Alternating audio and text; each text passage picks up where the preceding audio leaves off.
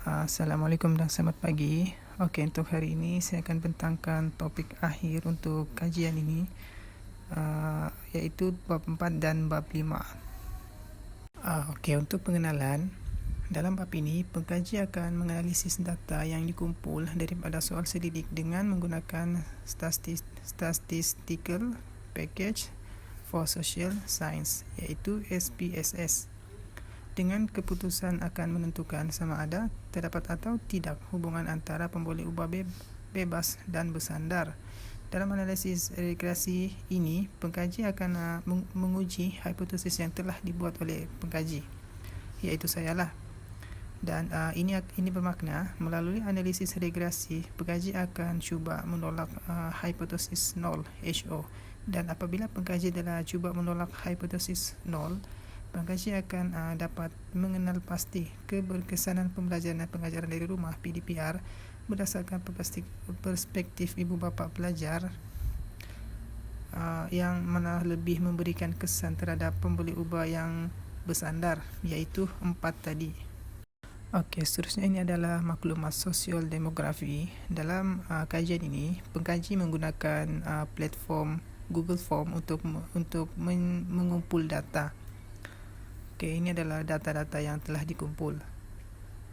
Seperti yang kita lihat di sini, ibu bapa dalam mencatatkan yang angka yang tertinggi lah, iaitu 77.8%, dan seterusnya di tempat kedua iaitu penjaga sebanyak 22.2%.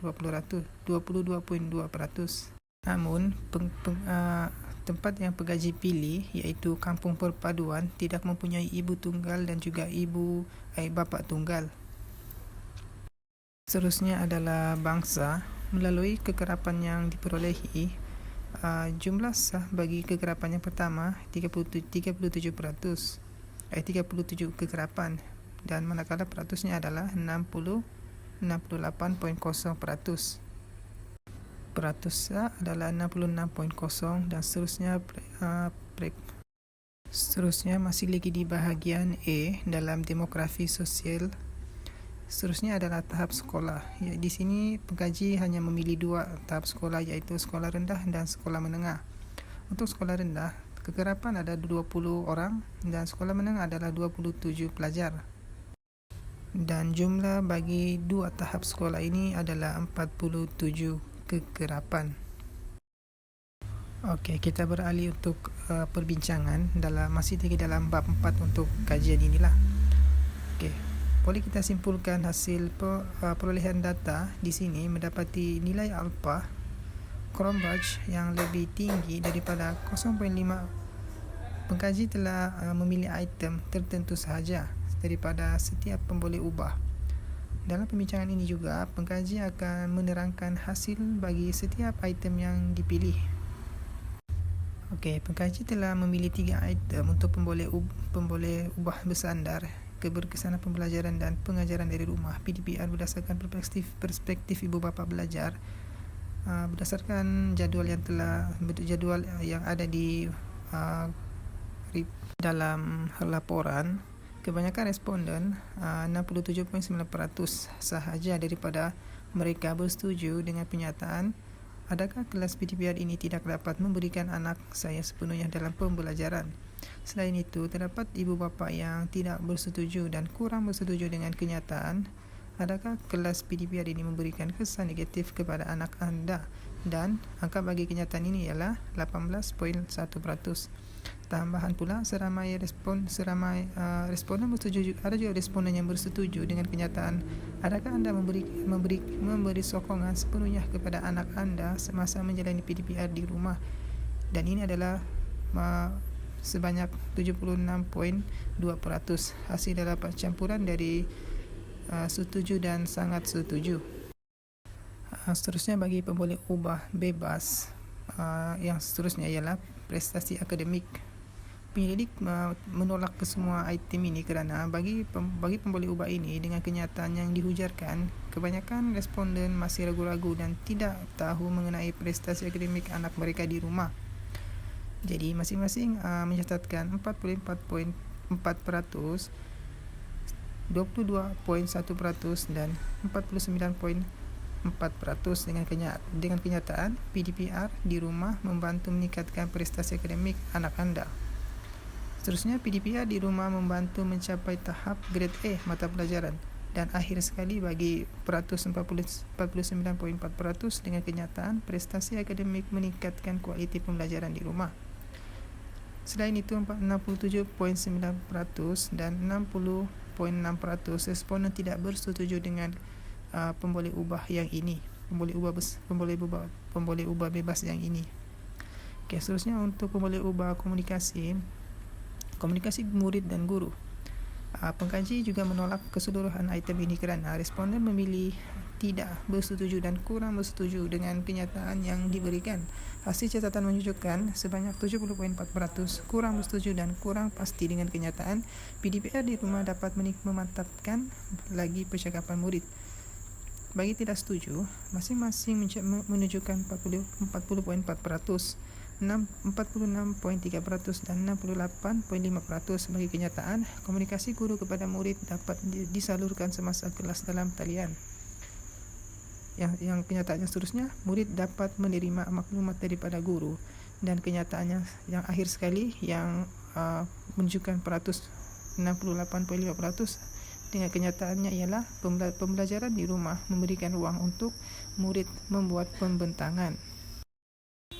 Pemboleh ubah yang seterusnya ialah jaringan internet. Jadi, pengkaji memilih 4 item bersandar dengan masing-masing mencatatkan 50.4%, 60.8% dan 40.0%. Dengan kenyataan, internet membantu murid menambahkan ilmu pengetahuan. Seterusnya, jaringan internet memberikan kesan positif kepada murid semasa belajar di rumah. Dan kenyataan yang akhir sekali, jaringan internet memberikan impak buruk semasa pembelajaran di rumah. Dan akhir yang sekalinya, jaringan internet di rumah sangat tidak stabil untuk murid, terutamanya di pedalaman. Dan akhir sekali adalah keberkesanan pembelajaran dan pengajaran dari rumah PDPR berdasarkan perspektif ibu bapa pelajar. Pengkaji juga menolak pemboleh ubah ini kerana responden sangat tidak menggalakkan pembelajaran dari rumah diteruskan, dan rata-rata memilih untuk tidak bersetuju dengan semua kenyataan yang diberikan. Namun terdapat juga responden atau ibu bapa yang masih ragu-ragu dengan keupayaan pembelajaran dari rumah ini dan memilih untuk kurang pasti dengan semua kenyataan yang diberikan, iaitu 5 soalan yang telah diberikan oleh pengkaji kepada ibu bapa. Secara keseluruhan daripada hasil kajian yang telah pengkaji pilih ini, kajian ini adalah untuk menentukan keberkesanan pembelajaran dan pengajaran dari rumah PDPR berdasarkan perspektif ibu bapa pelajar. Itu adalah topik yang telah diberikan oleh pengkaji, dan pengkaji memilih kawasan iaitu di Kampung Perpaduan Kudat Sabah sebagai lokasi utama untuk membuat kajian, untuk membuat penyelidikan di sana. Sehubungan dengan itu, penyelidik telah berjaya mengumpul bukti empirikal untuk menentukan hubungan antara perkembangan minda anak dan keberkesanan pembelajaran dan pengajaran dari rumah berdasarkan perspektif ibu bapa pelajar. Yang kedua adalah untuk menentukan hubungan antara prestasi akademik dan keberkesanan pembelajaran dan pengajaran dari rumah PDPR berdasarkan perspektif ibu bapa pelajar. Dan yang ketiga adalah hubungan untuk meninjau hubungan antara komunikasi guru dan murid dan keberkesanan pembelajaran dan pengajaran dari rumah PDPR berdasarkan perspektif ibu bapa pelajar. Dan akhir sekali adalah untuk menentukan hubungan antara jaringan internet dan keberkesanan pembelajaran dan pengajaran dari rumah berdasarkan perspektif ibu bapa pelajar. Setelah data telah diperolehi oleh pengkaji, secara keseluruhannya kebanyakan ibu bapa memang tidak bersetujulah dengan keberkesanan pembelajaran dan pengajaran dari rumah ini dengan pelbagai reaksi dan perspektif mereka sendiri. Dan memang mereka tidak menggalakkan untuk pembelajaran dalam talian ini diteruskan. Yang seterusnya ini adalah untuk link pembentangan untuk topik bab 1, bab 2 dan bab 3, iaitu pembentangan yang awal pengkaji buat. Itu sahaja dari saya. Sekian dan terima kasih.